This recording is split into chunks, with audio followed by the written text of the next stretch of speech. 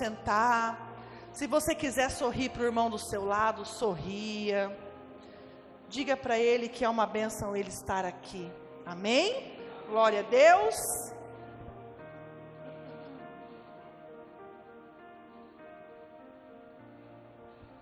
Neste mês de junho todo, em todos os cultos, nós vamos estar falando sobre as lições do apóstolo Paulo. O que o apóstolo Paulo tem a nos ensinar através de todas as cartas, de todos os livros que ele escreveu. E hoje eu quero começar não, porque já começou, mas eu quero ler um texto que está em Atos, apesar de não ter sido o apóstolo Paulo que escreveu, mas o livro fala sobre ele. Está lá no capítulo 27, a partir do versículo 9. É uma leitura bem extensa, então eu queria que você prestasse bastante atenção. Capítulo 27, a partir do versículo 9. Amém? Diz assim: depois de muito tempo, tendo se tornado a navegação perigosa, e já passado o tempo do dia do jejum, admoestava-os Paulo, dizendo: Senhores, vejo que a viagem vai ser trabalhosa, com dano e muito prejuízo, não só da carga e do navio, mas também das nossas vidas. Mas o centurião dava mais crédito ao piloto e ao mestre do navio do que ao que Paulo dizia. Não sendo o porto próprio para invernar, a maioria deles era de opinião que partissem dali, para ver se podiam chegar a Fenice e passar o inverno, visto ser o porto de Creta, o qual olhava-se para o nordeste e para o sudeste. Soprando brandamente o vento sul, e pensando eles ter alcançado o que desejavam, levantaram âncora e foram costeando mais perto da ilha de Creta. Entretanto, não muito depois, desencadeou-se do lado da ilha um tufão de vento, chamado Euroaquilão, e sendo o navio arrastado com violência, sem poder resistir ao vento, cessamos a manobra e fomos deixando levar. Passando sobre a proteção de uma ilhota chamada Cauda, a custo conseguimos recolher o bote. E levantando este, usaram de todos os meios para cingir o navio, e temendo que dessem na Sirte, arriaram os aparelhos e foram ao léu. Açoitados severamente pelas tormentas, no dia seguinte já aliviavam o navio. E ao terceiro dia, nós mesmos, com as próprias mãos, lançamos ao mar a armação do navio. E não aparecendo, já havia alguns dias, nem sol, nem estrelas, caindo sobre nós grande tempestade, dissipou-se afinal toda a esperança de salvamento. Havendo todos estado muito tempo sem comer, Paulo pondo-se em pé no meio deles, disse: Senhores, na verdade era preciso terem-me atendido e não partido de Creta, para evitar este dano e perda. Mas, já agora, vos aconselho bom ânimo, porque nenhuma vida se perderá de entre vós, mas somente o navio. Porque essa mesma noite, um anjo de Deus, de quem eu sou e a quem eu sirvo, esteve comigo, dizendo: Paulo, não temas. É preciso que compareças perante César, e eis que Deus, por sua graça, te deu todos quanto navegam contigo. Portanto, senhores, tende bom ânimo, pois eu confio em Deus, que sucederá do modo por que me foi dito. Porém, é necessário que vamos dar a uma ilha. Quando chegou a 14ª noite, sendo nós abatidos de um lado para o outro no mar Adriático, por volta da meia-noite, pressentiram os marinheiros de que aproximavam-se de alguma terra, e lançando o prumo, acharam 20 braças. Passando um pouco mais adiante, tornando a lançar o prumo, acharam 15 braças. E receosos de que fôssemos atirados contra algum lugar rochoso, lançaram da polpa 4 âncoras, e oraram para que rompessem o dia. Procurando os marinheiros fugir do navio, e tendo arriado o bote no mar, a pretexto de que estava para largar a âncora da proa, disse Paulo ao centurião e aos soldados: se estes não permanecer a bordo, vós não podereis salvá-los. Então, os soldados cortaram os cabos do bote e o deixaram afastar-se. Enquanto amanhecia, Paulo rogava a todos que se alimentassem, dizendo: hoje é o 14º dia em que esperamos estais sem comer, nada tendo provado. E vos rogo que comais alguma coisa, porque disso depende a vossa segurança, pois nenhum de vós perderá nem mesmo um fio de cabelo da cabeça. Tendo dito isto, tomando o pão, deu graças a Deus na presença de todos, e depois o partiu e começou a comer. Todos cobraram um ânimo e o puseram também a comer. Estavam no navio 276 pessoas ao todo. Refeitos com a comida, aliviaram o navio, lançando o trigo ao mar. Quando amanheceu, não reconheceram a terra, mas avistaram uma enseada onde havia praia. Então consultaram entre si se podiam encalhar ali o navio. Levantando as âncoras, deixaram ir ao mar, largando também as armações do leme, e lançando a vela de proa ao vento, dirigiram-se para a praia.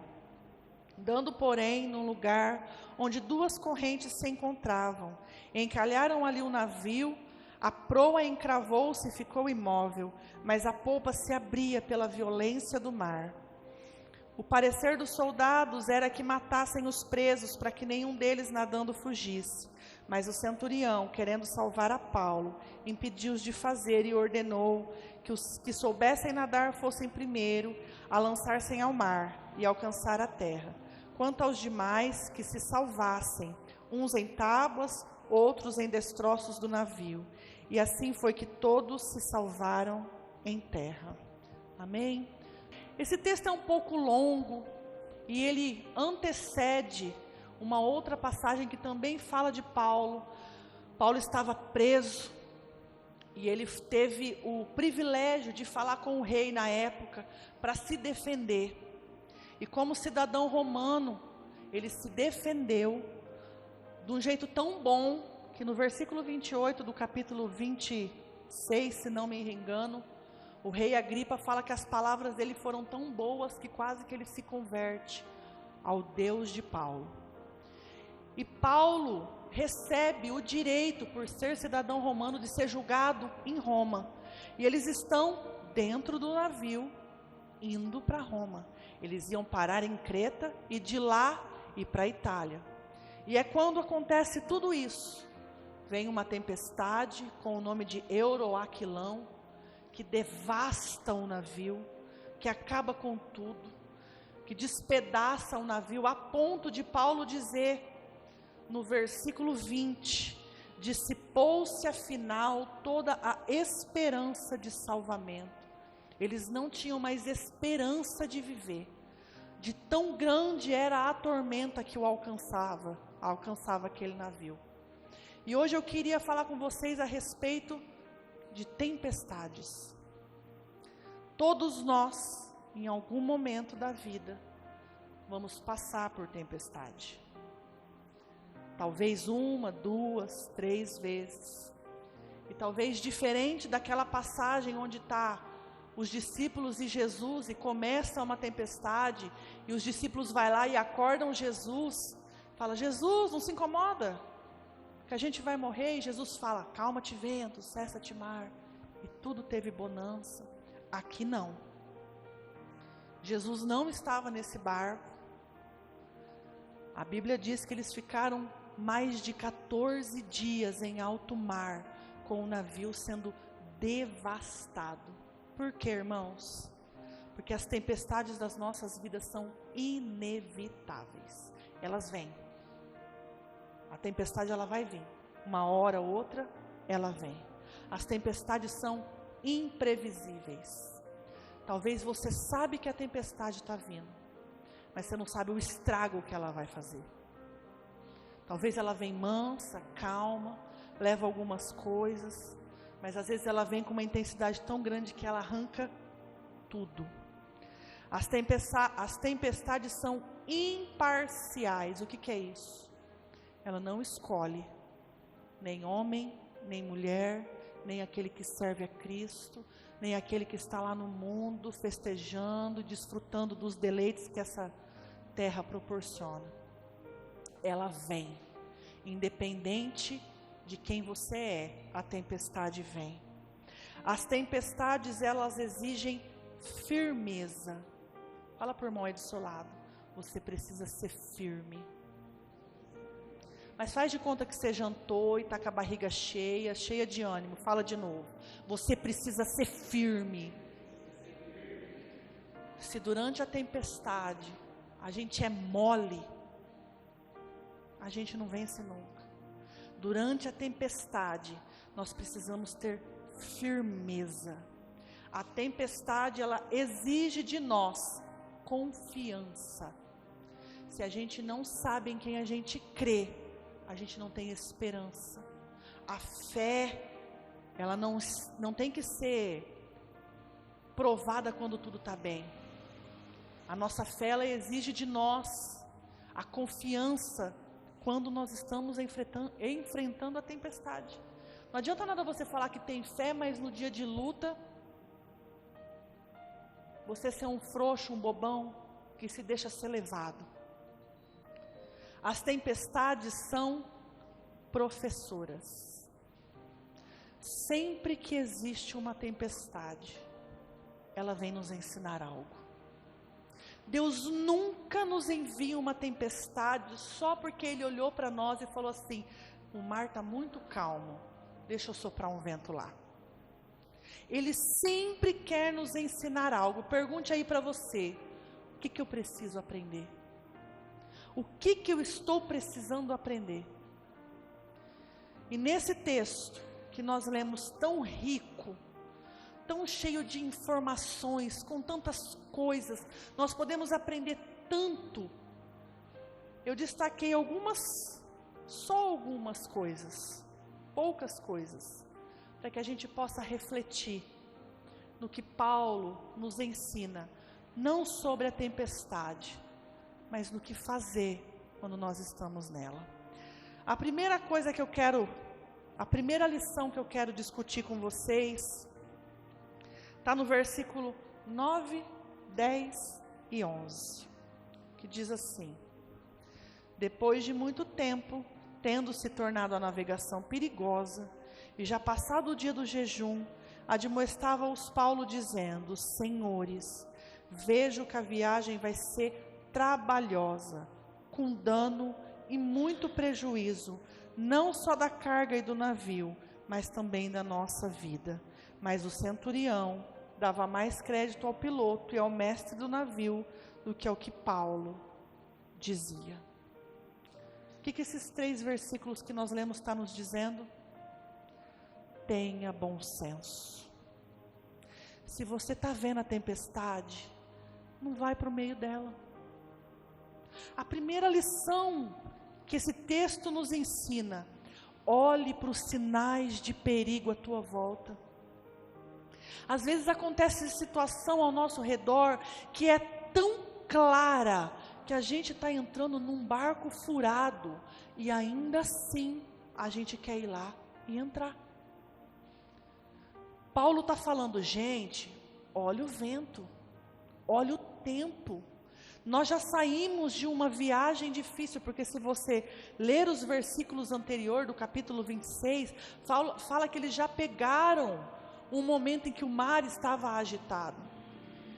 Eles já sabiam que o mar não estava bom, que o tempo não estava bom. E Paulo está falando: gente, presta atenção, olha o tempo lá fora, olha como que estão as coisas lá fora. Mas tem cristão, irmãos, que vive em outro planeta. Ele acha que pelo fato dele ser cristão, ele pode se meter em qualquer tipo de furada que Deus está disponível para livrá-lo. E não funciona assim. A gente tem que ter fé. Fé é diferente de irresponsabilidade. Olhe para a situação que você está vivendo. Vê se convém você tomar a atitude que você quer tomar. Quer um exemplo bem simples? No meu carro tem gasolina para mim andar 50 quilômetros. Eu estou na rodovia. O posto mais próximo está a 100 quilômetros. Eu acabei de passar por um e eu falei, não, dá para chegar. O que vai acontecer com o meu carro quando eu chegar no 48, 49 quilômetros rodado? O carro vai parar. A culpa é de quem? Minha ou de Deus? A culpa é minha. Eu estou vendo que a minha gasolina está acabando. Eu passei por um posto, mas eu falei, não, Deus vai multiplicar a minha gasolina. Gente, pare de ser irresponsável. Tenha bom senso. Nós precisamos ser realistas. Eu ganho 3 mil reais por mês. Mas o meu sonho é ter um carro. Eu vou lá e financio um carro. E a parcela é de R$ 1.800. Como você vai pagar, irmão? Você vai comer o que depois na tua casa? Você vai pôr gasolina como? Como você vai pagar o IPVA, o seguro, trocar o pneu? Aí você se embola de conta. Aí tua vida vira um inferno, porque o aluguel atrasou, a parcela atrasou, o Serasa está me ligando, fulano está me ligando, estou devendo não sei aonde, meus filhos precisam de roupa, eu não tenho dinheiro, mas eu tenho um carro novo. Preste atenção nos sinais que Deus envia. Preste atenção nas ciladas que o diabo tem preparado e você achando que só porque você tem fé, você pode entrar nesse barco e enfrentar essa tempestade. Então a primeira lição que nós aprendemos: tenha bom senso. Preste atenção nos sinais. A segunda lição que nós aprendemos está no versículo 21 e 22. Diz assim: havendo todos estado muito tempo sem comer, Paulo, pondo-se em pé no meio deles, disse: senhores, na verdade era preciso terem me atendido e não partido de Creta, para evitar esse dano e perca. Mas já agora vos aconselho bom ânimo, porque nenhuma vida se perderá de entre vós, somente o navio. A outra lição que nós aprendemos é: não teve bom senso? Não raciocinou? Já que você está na tempestade, já que agora não tem para onde ir, pare de gastar energia tentando procurar quem foi o culpado. Paulo falou: já que vocês não me ouviram, então vamos comer, vamos se animar. Já que nós estamos aqui, vamos dar um jeito. Mas não, a gente fica procurando culpado, tentando descobrir por quê, quem, aonde, gastando energia. Enquanto a tempestade está nos assolando, a gente está lá, mas por quê? Não, irmãos, está no meio da tempestade, recobre o teu ânimo, se encha de força para você passar. O que diz lá em Filipenses 3? Todo mundo deveria saber de cor. Filipenses 3:12. Põe para nós, Arthur.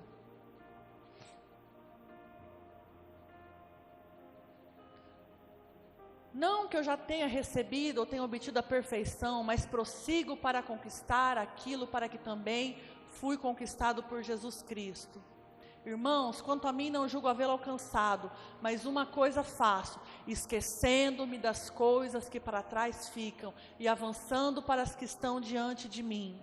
Prossigo para o alvo, para o prêmio da soberana vocação de Deus em Cristo Jesus. Está na tempestade, para de ficar olhando para trás, para de ficar se martirizando. O que eu devia ter feito, para onde eu devia ter ido, por que eu fiz, por que eu não fiz. Você já está na tempestade, para de olhar para trás e prossegue para o alvo.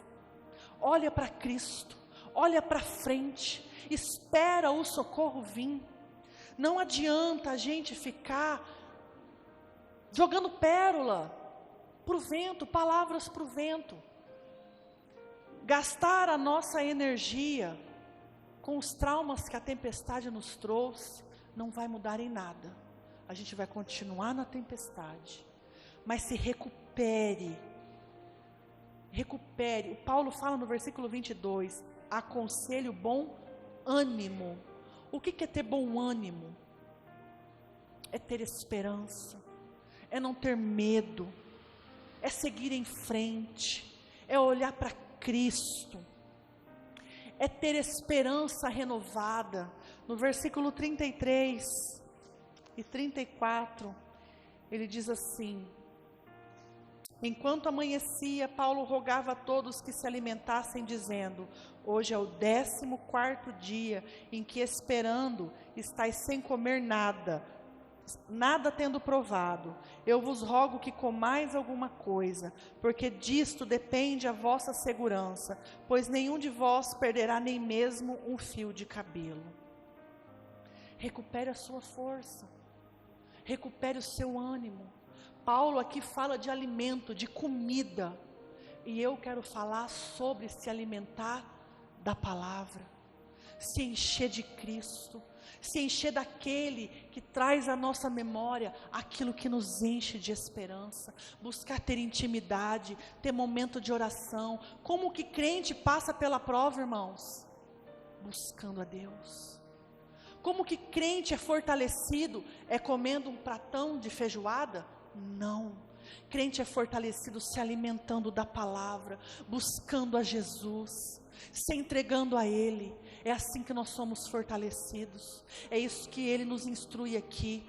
Tem de bom ânimo, se fortaleça, esteja firmado, esteja com as suas raízes profundas, buscando saciar da água que vem da fonte. E no versículo 29, ele diz assim: e os receosos de que se fôssemos atirados contra algum lugar rochoso, lançaram da polpa 4 âncoras e oraram para que rompessem o dia. Outra lição que nós aprendemos com esse texto é que nós precisamos lançar a nossa âncora. O que uma âncora faz com um navio no mar? Ela faz ele ficar parado, não é? O peso vai lá para o fundo do mar e o navio se estabiliza. Quais são as âncoras do cristão? O que nós precisamos? Que âncora é essa que nós precisamos? Ele fala aqui de 4 âncoras. A primeira âncora que nós precisamos lançar é a âncora da fé. Versículo 25.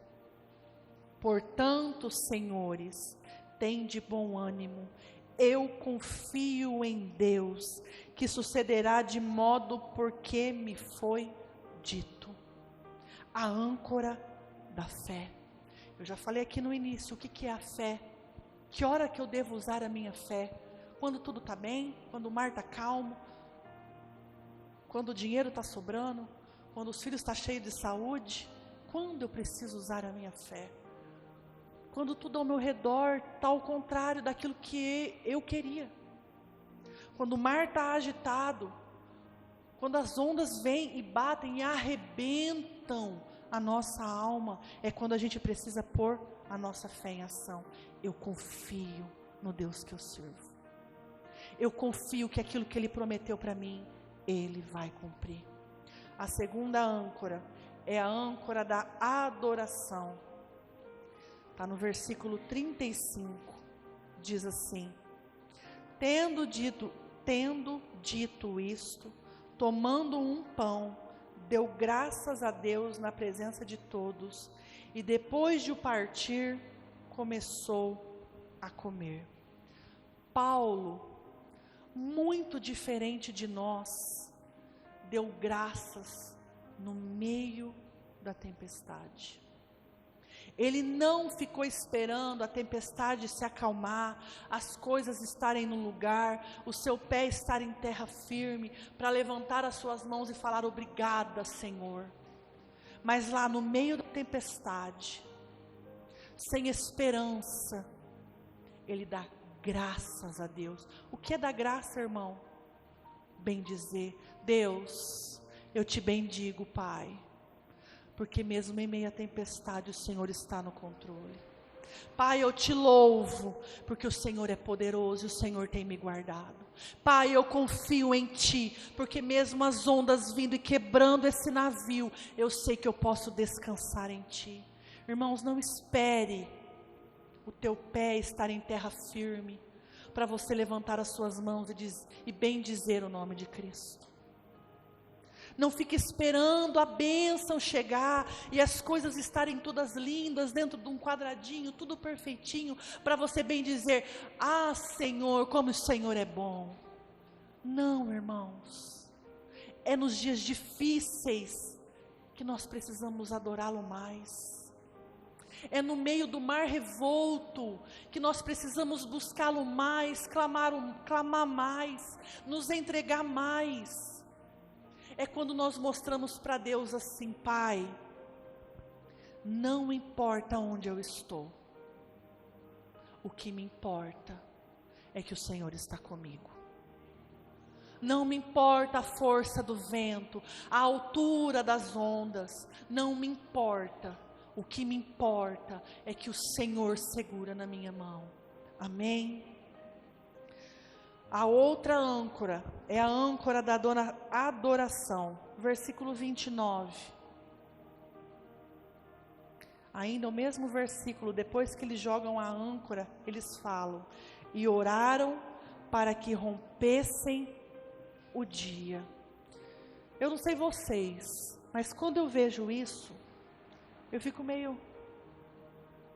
Oraram para que rompessem o dia. Eles oraram para que o dia amanhecesse. Mas você não concorda comigo que se nós orarmos, o dia amanhece? Se a gente não orar, o dia também amanhece? Não é uma oração meio sem nexo? Só que nós temos que lembrar que já faziam 14 dias que eles não viam o sol nem o céu. Eles não sabiam nem se era de dia ou se era de noite. A oração deles é: Pai, abra os nossos olhos para nós enxergarmos a Tua luz. Abra os nossos olhos para nós enxergarmos o caminho que o Senhor tem para nós. E o Senhor responde essa oração. O Senhor limpa o céu.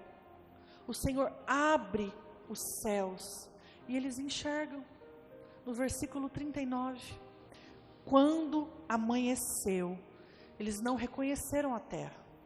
Eu não sabia onde eu estava, mas avistaram uma enseada onde havia praia. Sabe o que âncora que é essa? É a âncora da certeza de que Deus responde a nossa oração, mesmo ela sendo óbvia. Porque essa foi uma oração óbvia. Senhor, amanhece logo o dia. É óbvio. Amanhã, entre 5h30 e 6h15, 6h20, porque agora nós estamos no inverno, o sol vai nascer. Talvez você tenha feito orações óbvias, achando que Deus não está ouvindo. Ele ouve a tua oração óbvia. Amém?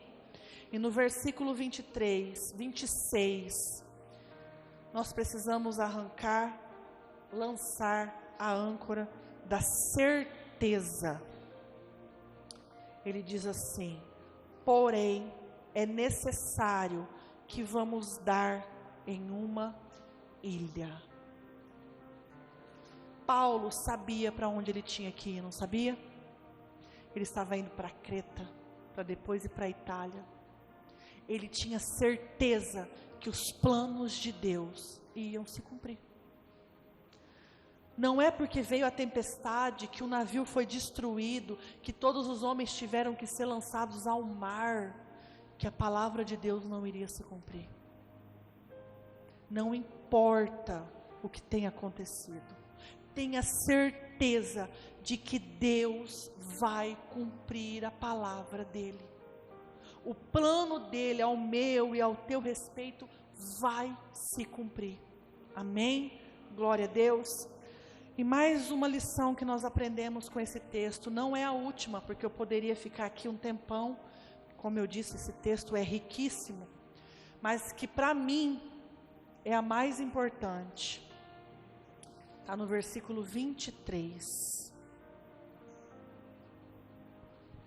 Diz assim: porque esta mesma noite, um anjo de Deus, de quem eu sou, a quem eu sirvo, esteve comigo. Paulo sabia quem ele era,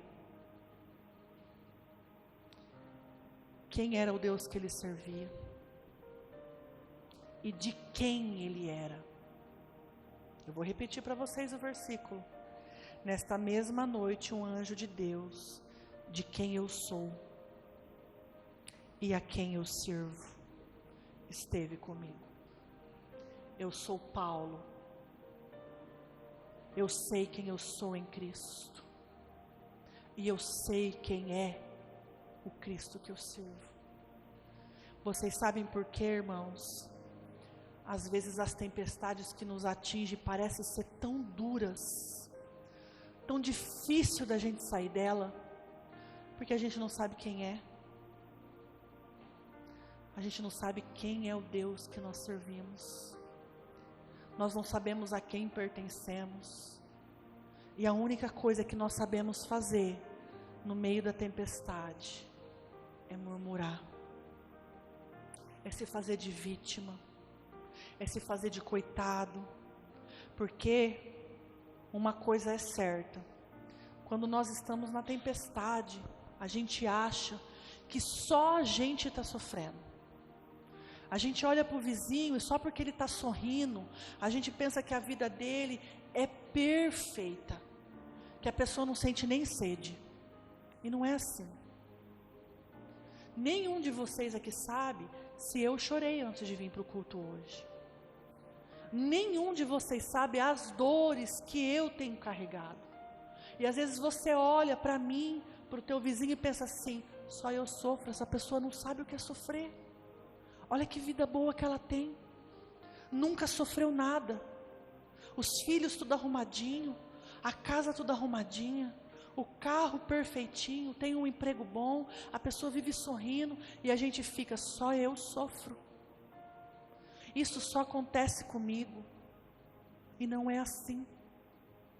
A tempestade vem e o que nos diferencia é saber quem nós somos, de quem nós somos e o Deus a quem nós servimos.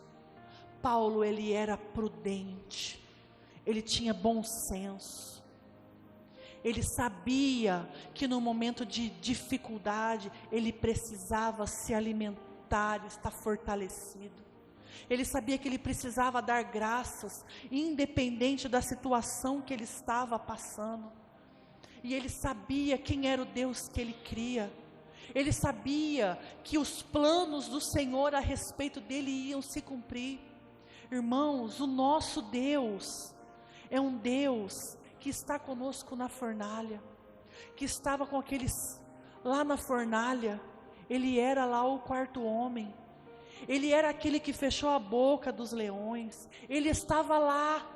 É o mesmo que está conosco quando nós estamos passando em meio de lutas e dificuldades e de aflição. Nós podemos passar por crise sim, por luta sim, por tempestade sim, mas a presença dele está conosco.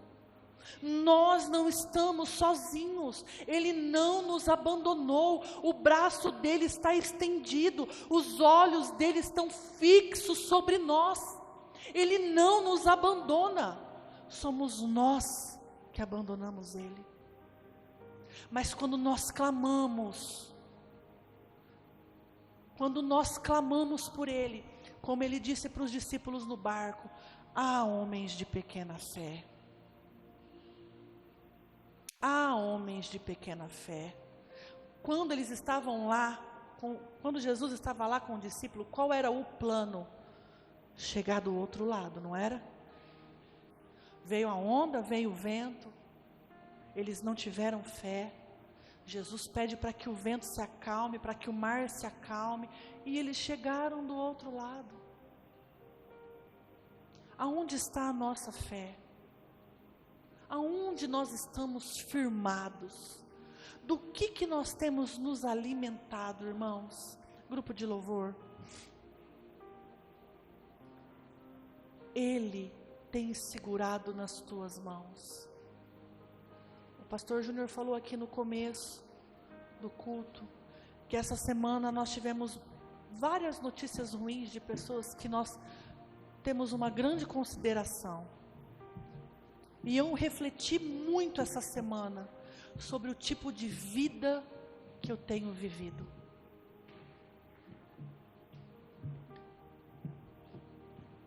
Eu até falei isso para minha irmã. Eu falei, Isa, nós precisamos viver do jeito certo. O que é viver do jeito certo, irmãos? Dar valor àquilo que realmente tem valor. Quando a preocupação e as lutas vier, segurar firme na mão de Cristo, a todo tempo engrandecendo o nome dEle.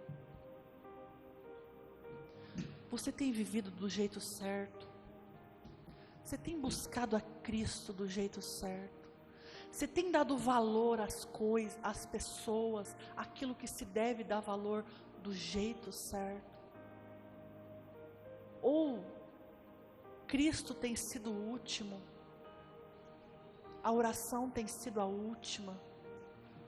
As suas prioridades têm sido quais? Irmãos, a minha amiga enterrou um filho de 19 anos. 19. A minha filha tem 17. A maioria de nós aqui somos pais. Eu não consigo imaginar que dor é essa. Por mais que eu me esforce, eu não consigo. A minha outra amiga tem 2 filhos e o marido dela está internado em estado gravíssimo, com a cabeça aberta, desenganado. E nós nos preocupamos com coisas tão banais. A nossa tempestade é tão banal. As ondas que nos atingem são tão pequenas. A gente está preocupado que amanhã é dia 10 e não tenho dinheiro para pagar o cartão. A gente está preocupado com a janta. A nossa tempestade é porque a gente queria um carro mais novo. O vento que tem batido contra nós é porque a gente queria viajar e o dinheiro não deu. Nenhum de nós aqui está tendo o navio dilacerado pelas ondas. Nós temos tempestade sim. Não menosprezo a tua tempestade. Mas nenhuma delas te arrancou uma parte que nunca mais vai poder ser devolvida. Se firme no Senhor, irmãos. Creia num Deus que também está na tempestade. Viva para Ele, dependendo dEle, dando graças a Ele, e para de achar que só você sofre, que só você é injustiçado, que só você carrega um fardo pesado, que só a tua luta dói. Não estou menosprezando a tua luta, não é isso. Mas existem tempestades e existem ventos. Creia no Deus que tem nos guardado. Se coloque de pé.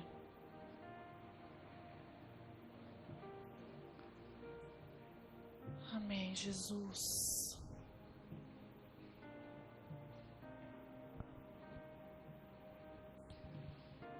As tempestades, como eu disse no início, elas são inevitáveis. Elas vêm. Elas vêm.